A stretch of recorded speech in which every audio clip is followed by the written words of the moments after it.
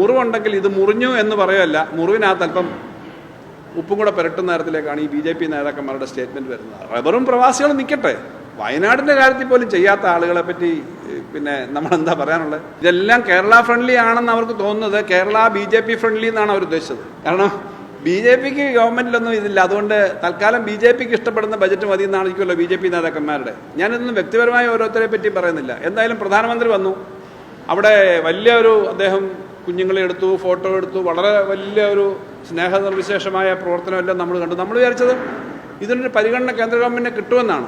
കിട്ടിയില്ല എന്നുള്ളത് എല്ലാവർക്കും അറിയാം. ഇത്തരം കാര്യങ്ങളോട് കുറച്ചുകൂടി തുറന്നൊരു സമീപനം വേണം. ഇന്ന് ഇങ്ങനെ വരുന്ന ഒരു വിഷമം വരുമ്പോൾ മുഴുവൻ ആളുകളെയും കളിയാക്കുന്ന തരത്തില്ല. ഒരു മുറിവുണ്ടെങ്കിൽ ഇത് മുറിഞ്ഞു എന്ന് പറയുമല്ല, മുറിവിനകത്ത് അല്പം ഉപ്പും കൂടെ പുരട്ടുന്ന തരത്തിലേക്കാണ് ഈ BJP നേതാക്കന്മാരുടെ സ്റ്റേറ്റ്മെന്റ് വരുന്നത്. അത് അവരുടെ രാഷ്ട്രീയമാണ്. ഞാൻ അതിനെപ്പറ്റി വേറൊന്നും പറയുന്നില്ല. നമുക്ക് കേരളത്തിന്റെ പൊതുവായ ഇൻട്രസ്റ്റ് അല്ലാതെ വേറൊന്നും അതിനകത്തില്ല.